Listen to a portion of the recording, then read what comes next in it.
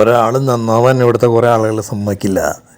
കാരണം ഈ അനിൽ അക്കരെ എന്ന് പറയുന്ന ഒരാൾ ഇപ്പം നല്ലൊരു മെസ്സേജാണ് ഇദ്ദേഹത്തിൻ്റെ ഈ പ്രവർത്തനങ്ങൾ കൊണ്ട് അണികൾക്ക് കിട്ടുന്നത്. കാരണം പാർട്ടിയുടെ പ്രവർത്തനം അല്ലെങ്കിൽ രാഷ്ട്രീയ പ്രവർത്തനം ഒരു ഫാഷനാക്കി കൊണ്ടു നടക്കുന്ന ആളുകൾക്കാണ് അതിൻ്റെ സംതൃപ്തിയും ആനന്ദവും ഉണ്ടാവാൻ സാധിക്കുകയുള്ളൂ. കാരണം പാർട്ടിയിൽ പ്രവർത്തിക്കുന്നത് മത്സരിക്കാനും സ്ഥാനമാനങ്ങൾക്കുമാണെങ്കിൽ അവർക്ക് ഒരിക്കലും ആ സന്തോഷം കിട്ടില്ല. കാരണം അവർക്ക് എനിക്ക് സ്ഥാനം കിട്ടുമെന്നുള്ള ആദ്യം പിടിച്ചിട്ടായിരിക്കും അവർ പ്രവർത്തിച്ചുകൊണ്ടിരിക്കുന്നത്. ഇപ്പോൾ ഈ അനിൽ അക്കരെ എന്ന് പറയുന്ന ഒരാൾ യുടെ പ്രവർത്തനം, അതായത് അദ്ദേഹം പാർട്ടിയിൽ ശക്തമായി പ്രവർത്തിക്കുന്ന ഒരാളാണ്, MLA ആയിട്ട് ഇരുന്നിട്ടുള്ള ആളാണ്. പക്ഷേ അദ്ദേഹം ഇപ്പോൾ ഒരു വാർഡ് മെമ്പറായിട്ട് നിന്ന് മത്സരിക്കാൻ തയ്യാറാവുക എന്നുള്ളതാണെങ്കിൽ വിനയത്തിൻ്റെ ഭാഗമാണ്. ഞാൻ താഴത്തും നിൽക്കാൻ, താഴത്തെ ഏറ്റവും ഫൗണ്ടേഷനിലും പ്രവർത്തിക്കാൻ തയ്യാറാണ്, ഫൗണ്ടേഷനിൽ പ്രവർത്തിക്കുന്നതാണ് ഏറ്റവും നല്ലത് എന്നുള്ള ഒരു തോന്നലവിടെ ഉണ്ടാക്കുകയാണ് അണികളുടെ ഇടയിൽ.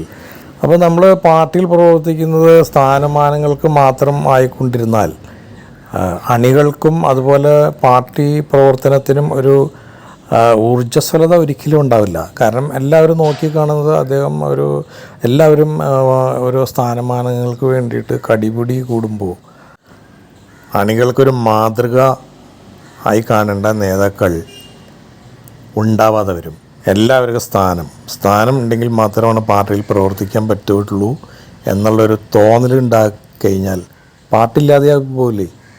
അപ്പോൾ ഇദ്ദേഹം ഒരു നല്ലൊരു മെസ്സേജാണ് ഇപ്പോൾ അതുപോലെ ശബരിനാഥ്, അദ്ദേഹവും നല്ലൊരു മെസ്സേജാണ് ഇതിൽ കൂടി ജനങ്ങൾക്ക് കൊടുത്തത്. കാരണം നമ്മളൊരു കാര്യം മനസ്സിലാക്കിയാൽ മതി, ഒരുപാട് മന്ത്രിമാരും MLA മാരൊക്കെ ഈ ലോകത്ത് അല്ലെങ്കിൽ നമ്മുടെ സംസ്ഥാനത്തിന് ജീവിച്ചിരുന്നു. ഇവരൊന്നും ഇപ്പം ഇല്ലല്ലോ. മറ്റുള്ളവരെ വെട്ടി വീഴ്ത്തിക്കൊണ്ട് നമ്മൾ നേടുന്ന സ്ഥാനത്തിനൊന്നും ഒരു മൂല്യം ഉണ്ടാവില്ല. അത് ഒരു ദിവസം ചീട്ടുകൊട്ടാരം പോലെ തകർന്നു വീഴും.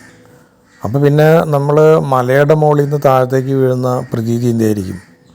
അപ്പോൾ അനുഭവിക്കുന്ന ആ ഒരു വേദന എന്തായിരിക്കും? അതായിരിക്കും ഉണ്ടാകുന്നത്. അതുകൊണ്ട് നമ്മൾ എപ്പോഴും പാർട്ടിയുടെ പ്രവർത്തനങ്ങളുമായി എല്ലാവരുമായി നല്ല സംവേദനം നടത്തി സന്തോഷമായിട്ട് മുന്നോട്ട് പോകുമ്പോഴാണ് ആ ജീവിതത്തിന് തന്നെ ഒരു ആനന്ദം ഉണ്ടാവുള്ളൂ ഏത് വ്യക്തിക്കും. അല്ലാത്തവർക്ക് സംതൃപ്തി ഉണ്ടാവില്ല. എന്തൊക്കെ കിട്ടിയാലും ഇപ്പോൾ പാർട്ടിയുടെ സ്ഥാനമാനങ്ങളും അതുപോലെ തന്നെ പാർട്ടിയുടെ മത്സരിക്കാനുള്ള സ്ഥാനം കിട്ടുമ്പോൾ അതിന് മുകളിലേക്കിരിക്കും അവരുടെ ചിന്ത. അപ്പോൾ അവർക്ക് ഒരിക്കലും ആനന്ദം എന്ന് പറയുന്ന സാധനം കിട്ടുന്നില്ല. അപ്പോൾ ഇതൊക്കെയാണ് നമ്മൾ മാതൃകയാക്കേണ്ട. ഈ അനിൽ അക്കരയുടെ ഈ പ്രവർത്തനം വളരെ മാതൃകയായ ഒരു കാര്യമാണ്.